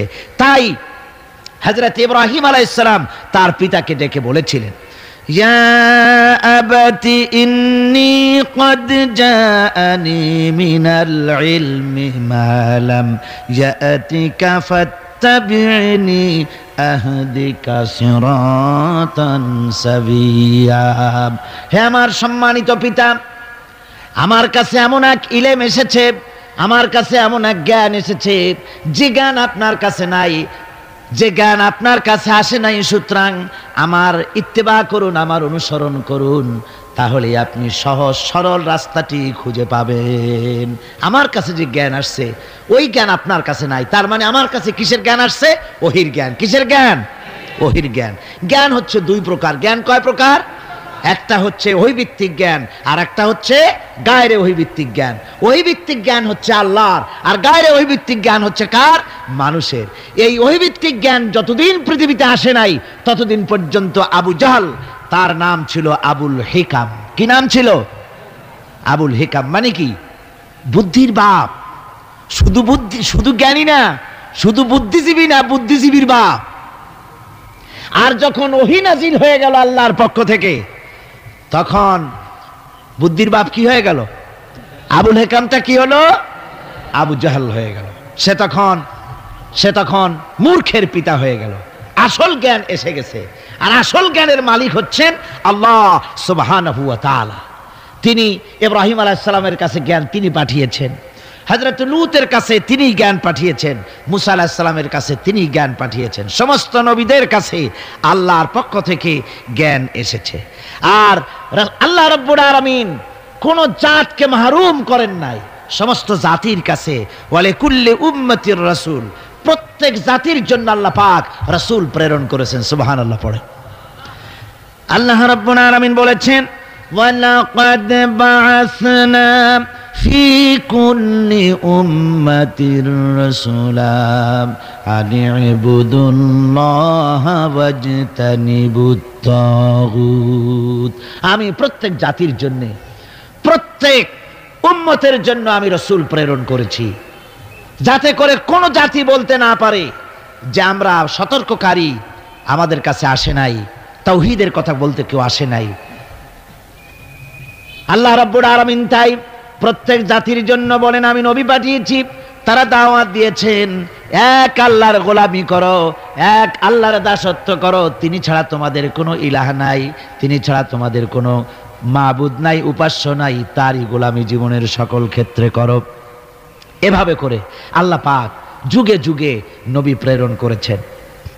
এই নবী পাঠাবার উদ্দেশ্য কি সেটা কোরআনে কারিমে আল্লাহ পাক বলছেন। নবী পাঠাবার উদ্দেশ্য হচ্ছে আলিফ লাম রা কিতাবুন আনজালনাহু ইলাইকা লিতুখরিজান নাসা মিনাজ যুলুমাতি ইলান নূর। পয়গম্বরদের আগমনের উদ্দেশ্যই ছিল যে তারা পৃথিবীর মানব মণ্ডলীকে পঞ্জীভূত অন্ধকারের ভেতর থেকে টেনে বের করে আলোর দিকে নিয়ে আসবে। কোথায় নিয়ে আসবে? আলোর দিকে নিয়ে আসবে। পঞ্জীভূত অন্ধকার কি? অন্ধকার হচ্ছে মানুষের তৈরি করা মতবাদ। মানুষ যত মতবাদ তৈরি করেছে সবগুলি কি? অন্ধকার। একমাত্র ইসলাম হচ্ছে আলো। সেই আলোর দিকে, হেদায়েতের দিকে, কোরআনের দিকেই আল্লাহ রাব্বুল আলামিন নবীদেরকে পাঠিয়েছেন, যাতে করে তারা মানব মণ্ডলীকে আলোর দিকে নিয়ে আসেন। এই নবুয়তের সিলসিলা শুরু হলো হযরতে সাইয়্যিদানা আদম আলাইহিস সালাম থেকে, আর শেষ হলো গিয়ে মুহাম্মদুর রাসূলুল্লাহ সাল্লাল্লাহু আলাইহি ওয়াসাল্লাম। রাসূল পাক সাল্লাল্লাহু আলাইহি ওয়াসাল্লামকে আল্লাহ রাব্বুল আলামিন তাকে বিশ্ব নেতা বানিয়ে দিলেন। কি নেতা বানালেন? বিশ্ব নেতা, ইমামুল মুরসালিন। সমস্ত রাসূলদের নেতা তিনি। রাসূল পাক সাল্লাল্লাহু আলাইহি ওয়াসাল্লাম বিশ্ব নেতা। আর বিশ্ব নেতা হওয়ার মতো সব কোয়ালিটি আল্লাহ পাক একমাত্র রাসূলকে দান করেছেন। আর কারো মধ্যে বিশ্ব নেতা হওয়ার কোয়ালিটি নাই। আছে? যারা বলেন আছে। বিশ্ব নেতা হওয়ার জন্য প্রথম যে কোয়ালিটি হওয়া দরকার সেটা হলো তিনি যে কথা বলবেন তা কোনো বিশেষ জাতির জন্য, বিশেষ কোনো বর্ণ, কোন শ্রেণীর কল্যাণের জন্য কথা বলবেন না। তিনি কথা বলবেন বিশ্ব মানবতার জন্যে। সুবহানাল্লাহি ওয়া বিহামদিহি। আপনারা আমাকে বলেন, পৃথিবীতে এমন কোন নেতা আছে যে নেতা কথা বলেছেন পৃথিবীর সব মানুষের জন্য? দুনিয়ায় যত নেতা এসেছেন সমস্ত নেতারাই যার যার জাতির কথা বলেছেন, ভাষার কথা বলেছেন, নিজের দেশের কথা বলেছেন, বিশ্ব মানবতার কথা কেবলমাত্র বলেছেন মুহাম্মদ রাসূলুল্লাহ সাল্লাল্লাহু আলাইহি ওয়াসাল্লাম। আল্লাহর নবী বলেছেন, সাদা এবং কালো, আরব এবং অনারব, মানুষের মাঝে কোনো ভেদাভেদ নাই। আরবের উপরে অনারবের কোনো প্রাধান্য নাই, অনারবের উপরে আরবের কোনো প্রাধান্য নাই। সৈয়দ বংশের বলে, শিক্ষার গৌরব, বংশের গৌরব বলে কোনো জিনিস থাকবে না। মুসলমানদের একমাত্র দুনিয়ার ভিতরে আল্লাহর কাছে সম্মানিত সেই ব্যক্তি, ইন্না আকরামাকুম ইনদাল্লাহি আতকাকুম, আল্লাহর কাছে তোমাদের মধ্যে সবচাইতে বেশি মর্যাদা তার যে ব্যক্তি তোমাদের মধ্যে আল্লাহ পাককে সবচাইতে বেশি ভয় করে। সেই ব্যক্তি হচ্ছে তোমাদের মধ্যে সবচাইতে মর্যাদা সম্পন্ন। সাদা এবং কালোর ব্যবধান দূর করলেন মুহাম্মদ রাসূলুল্লাহ, জোরে বলেন সাল্লাল্লাহু আলাইহি ওয়াসাল্লাম। মানুষে মানুষে ভেদাভেদ দূর করে দিয়ে সমস্ত মানুষকে একটা প্ল্যাটফর্মে তিনি দাঁড় করিয়েছেন। বিশ্ব নেতা হবেন তিনি যার আদর্শ সারা দুনিয়ার মানুষের জন্য প্রযোজ্য। বলুন, পৃথিবীর কোন নেতা, কোন ব্যক্তি তার আদর্শ দুনিয়ার সমস্ত মানুষের জন্য গ্রহণযোগ্য হতে পারে এমন আদর্শ কেউ দেখাতে পেরেছে? কেউ পারেনি।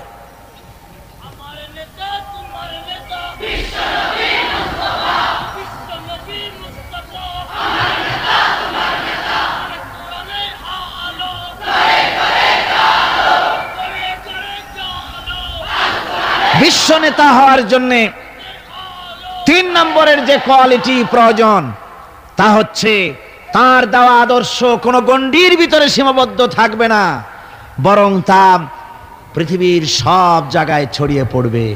এ ব্যাপারে রাসূলের আদর্শই সারা পৃথিবীতে ছড়িয়ে পড়েছে, আর কোথাও না, আর কারো না। চতুর্থ, বিশ্বনেতা হওয়ার জন্য আরেকটি কোয়ালিটি এমন, যেটা হচ্ছে যে তিনি আদর্শ দিয়েই ক্ষান্ত হবেন না, নিজের জীবনে তা বাস্তবায়িত করে পৃথিবীর সামনে পেশ করবেন। কোন নেতা আছে যে জীবনে কার্যকরী করে দেখায়া মানুষের সামনে বলতে পেরেছে? আমরা যত নেতাদের ইতিহাস জানি, জীবনী জানি, আমরা দেখেছি তাদের চরিত্র 2 রকমের, তাদের ক্যারেক্টার 2 রকমের। একটা হচ্ছে পার্সোনাল ক্যারেক্টার, আর একটা হচ্ছে পাবলিক ক্যারেক্টার। একটা মানুষের কাছে দেখাবার চরিত্র, আর একটা হচ্ছে ব্যক্তিগত চরিত্র, ঠিক কিনা? তারা বলেন, আমরা যা বলি সেইটা শোনো, আমি যা করি তা দেখতে যাও না। এই হচ্ছে ওদের কথা। মুহাম্মদ রাসূলুল্লাহ সাল্লাল্লাহু আলাইহি ওয়াসাল্লাম হচ্ছেন সেই মহান নেতা যিনি বলেছেন, ও আমার সাহাবীরা, ও আমার স্ত্রীরা, তোমরা দিনের আলোতে আমার মধ্যে যা কিছু দেখতে পাও আর রাতের বেলায়ও যা কিছু আমার মধ্যে দেখতে পাও, সব কথাগুলি তোমরা মানুষের কাছে খুলে বলে দাও। সুবহানাল্লাহ। কোন ব্যক্তি আছে এমন যিনি বলতে পারবেন সাহস করে যে আমার জীবনের সব কথা মানুষের কাছে বলে দাও? কে বলতে পারবে?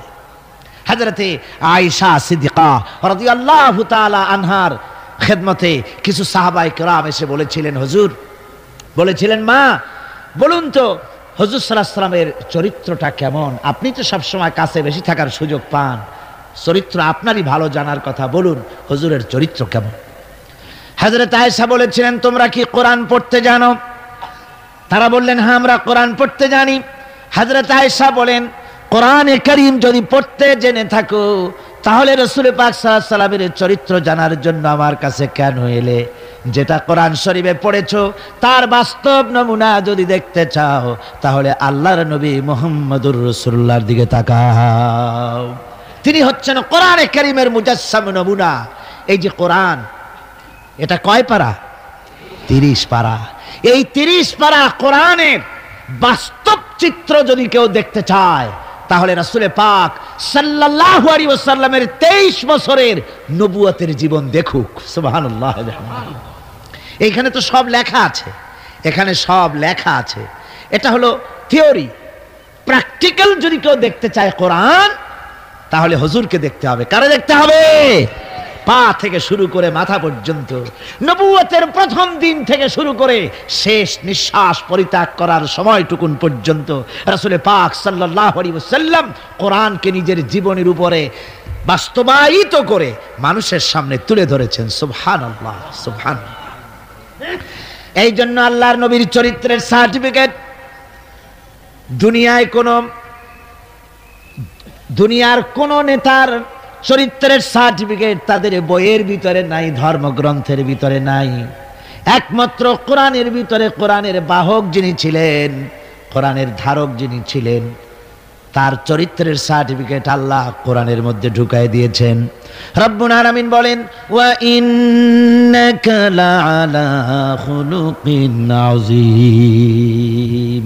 নবী হে, আপনি হচ্ছেন পূত পবিত্র চরিত্রের উপরে প্রতিষ্ঠিত। সুবহানাল্লাহি ওয়া বিহামদিহি। আপনি চরিত্রের উপরে প্রতিষ্ঠিত। রাসূল পাক চরিত্রের মূল ব্যক্তিত্ব ছিলেন। লেখাপড়া জানতেন না হুজুর। হুজুর কি লেখাপড়া জানতেন? লেখাপড়া জানতেন না, না পড়তে জানতেন, না লিখতে জানতেন, না নিজের নাম সই করতে পারতেন।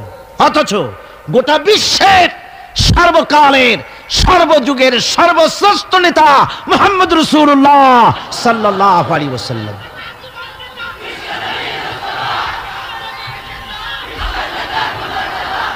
কেমন করে নেতা হলেন? সমস্ত মানুষের জন্য তিনি নেতা হলেন, কোন কলেজে ভার্সিটিতে পড়াশোনা না করে। কিভাবে? হুজুর নিজে বলেছেন, ইন্নামা বুইস্তু মুআল্লিমান, আমি পৃথিবীতে প্রেরিত হয়েছি শিক্ষক হিসেবে। জোরে কোন তো কি হিসেবে? শিক্ষক হিসেবে। কোন কলেজে পড়েন নাই। হুজুর কি কোন কলেজ থেকে গ্রাজুয়েশন ডিগ্রি নিয়েছিলেন নাকি মাস্টার্স কামেল পাস করেছেন? সুবহানাল্লাহ। নবীদের কাল লেখাপড়া করার নাই। তার কারণ, নবীরা যদি লেখাপড়া করতে যান তাহলে যার কাছে শিখবেন তিনি তো তার ওস্তাদ হবেন, তিনি হবেন তার মুরব্বী। আর যিনি শিক্ষা দিবেন তার জ্ঞান তো সীমাবদ্ধ জ্ঞানের মানুষের কাছে তিনি শিখবেনটা কি? এই জন্য নবীদের শিক্ষক পৃথিবীর কোনো মানুষ নয়, নবীদের শিক্ষক স্বয়ং আল্লাহ সুবহানাহু ওয়া তাআলা। আল্লাহ নিজে শিখাইছেন। আমার ভাইয়েরা, রাসূল পাক সাল্লাল্লাহু আলাইহি ওয়াসাল্লামের চরিত্র এত বড় চরিত্রবান ব্যক্তিত্ব, আল্লাহর আকাশের নিচে জমিনের উপরে আর কেউ হতে পারে না। আমরা তার চরিত্রের সার্টিফিকেট সর্বপ্রথম আমরা নিলাম। আমরা রাসূলের চরিত্র দেখতে পেলাম। রাসূলের স্ত্রী হযরতে খাদিজাতুল কুবরা রাদিয়াল্লাহু তাআলা আনহা, তিনি রাসূলের চরিত্রের সার্টিফিকেট দিতেছেন। বলেন, পুরুষের চরিত্রের সার্টিফিকেট সবচাইতে অথেন্টিক কারটা? স্ত্রীটা। স্ত্রী যে সার্টিফাই করে ওইটা হলো সবচাইতে মূল্যবান। আপনি পারেন বিদেশে গিয়া খুব বেশি জামা কাপড় গায়ে দিয়ে তারপরে বলতে পারেন যে আমি একেবারে কুতুবে জামান, ইমামুল জিন্নি ওয়াল ইনস, একটা বহুত কিছু আমি বলতে পারেন, কিন্তু আপনি কুতুবে জামান না শয়তানের খালাতো ভাই, এটা বউ জানে সবচাইতে বেশি। কে জানে সবচাইতে বেশি? বউ। স্ত্রী জানে সবচাইতে বেশি। রাসূলুল্লাহর সার্টিফিকেট স্ত্রী দিচ্ছেন। সুবহানাল্লাহ। দেখুন, হুজুর যখন নবুয়ত পেলেন এবং হযরত খাদিজার কাছে পেশ করলেন, লম্বা ঘটনায় যাব না।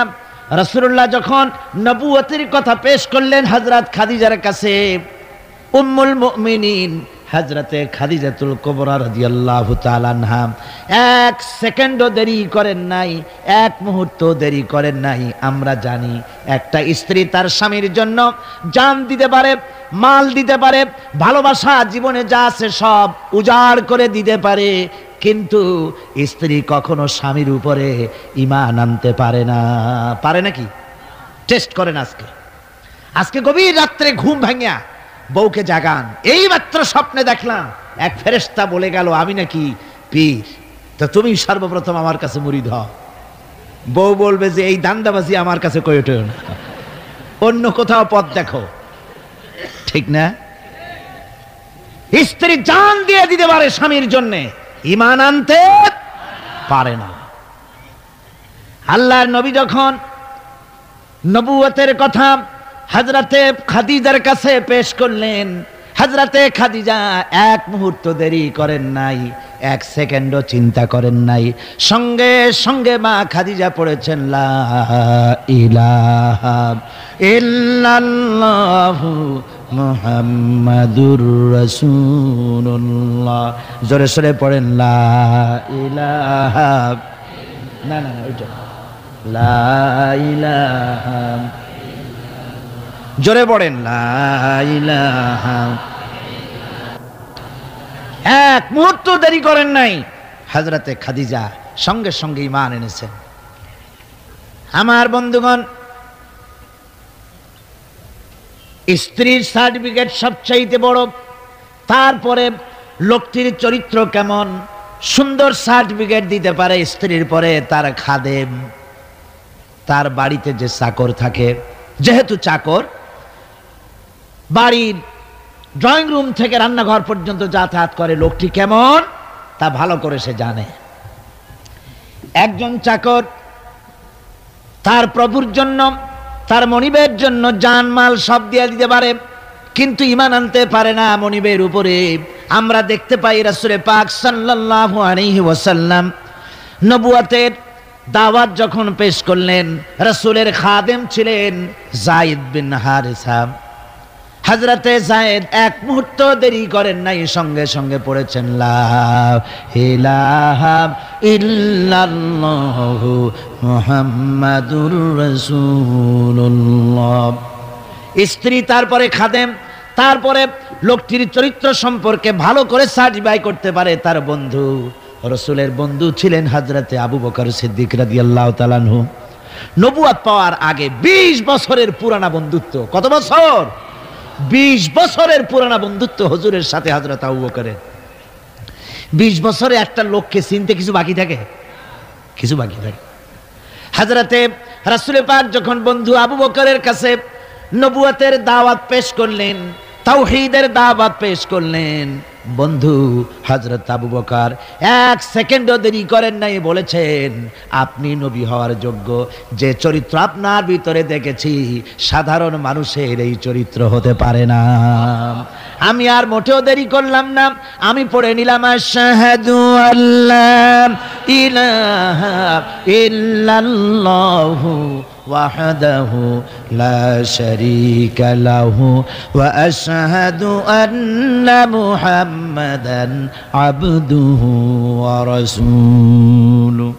আমার ভাইরা, রাসূল পাক সাল্লাল্লাহু আলাইহি সাল্লাম চরিত্রের দিক থেকে শ্রেষ্ঠ চরিত্রবান ব্যক্তিত্ব। আপনি বলেন এই পৃথিবীতে কোন নেতা আছে জীবনে মিথ্যে কথা বলে নাই? মোহাম্মদ, এটা কি সোজা কথা মনে করেন? সহজ কথা? সারা জীবনে একটা মিথ্যে কথা বলেন নাই, সমগ্র জীবনে একটি মিথ্যা কথা বলেন নাই, কাউকে গালি দেন নাই, কাউকে ঠকান নাই, কারো সাথে প্রতারণা করেননি। সুবহানাল্লাহ পড়েন, দিল খুলে মোহাব্বতের সাথে জোরে সোরে বলেন সুবহানাল্লাহ। কত বড় আযীম ব্যক্তিত্ব!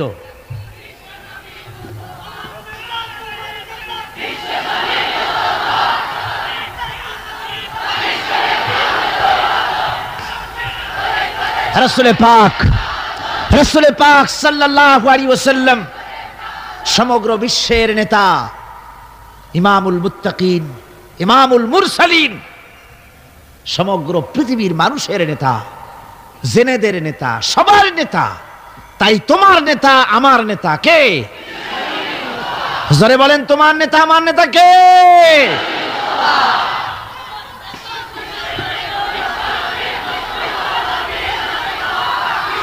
আমার ভাইয়েরা, এতক্ষণ বললাম, এতক্ষণ বলেছি তিনি বিশ্ব নেতা। এবার শুনুন, রাসূল একদিকে বিশ্ব নেতা, আর একদিকে বিশ্ব নবী। আর একদিকে কি নবী? এর আগে যত নবী এসেছেন সমস্ত নবীরা হলেন এলাকার উপরে নবী, ভাষার উপরে নবী, গোত্রের জন্য নবী, কবিলার জন্য নবী।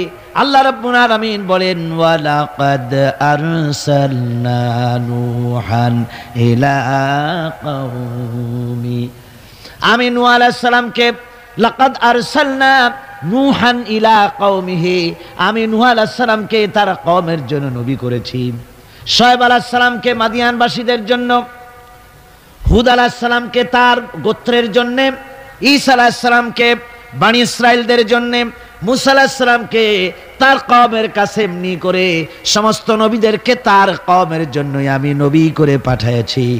কিন্তু মুহাম্মদুর রাসূলুল্লাহ সাল্লাল্লাহু আলাইহি ওয়াসাল্লামকে বিশেষভাবে কোনো কওমের জন্য আমি নবী করি নাই। সুবহানাল্লাহ। কোন খাস কওমের জন্য মুহাম্মদ সাল্লাল্লাহু আলাইহি ওয়াসাল্লাম নবী নয়।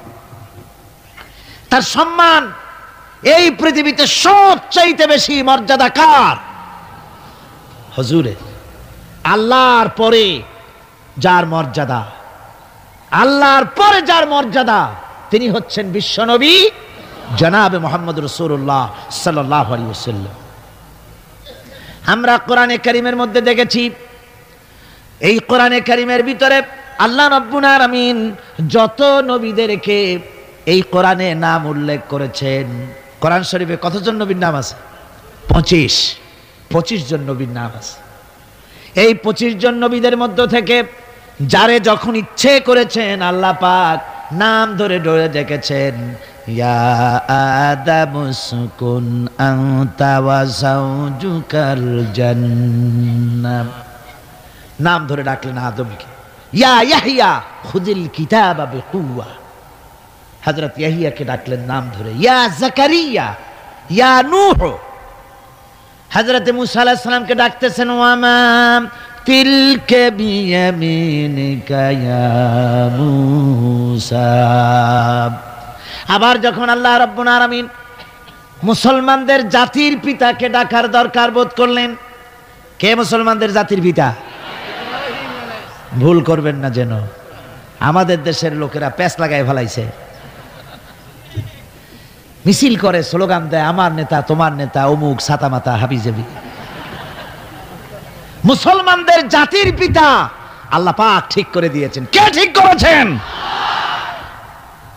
মিল্লাতা আবিকুম ইব্রাহিম হুয়া সাম্মাকুমুল মুসলিমিন। আল্লাহ পাক বলছেন দুনিয়ার সমস্ত মুসলমানদের পিতা, তোমাদের জাতির পিতা কে?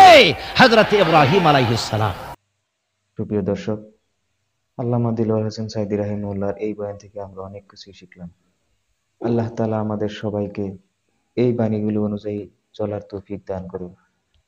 এই পর্যন্তই আজকের প্রতিক্রিয়া। ভিডিও ভালো লাগলে লাইক, শেয়ার এবং সাবস্ক্রাইব করতে ভুলবেন না।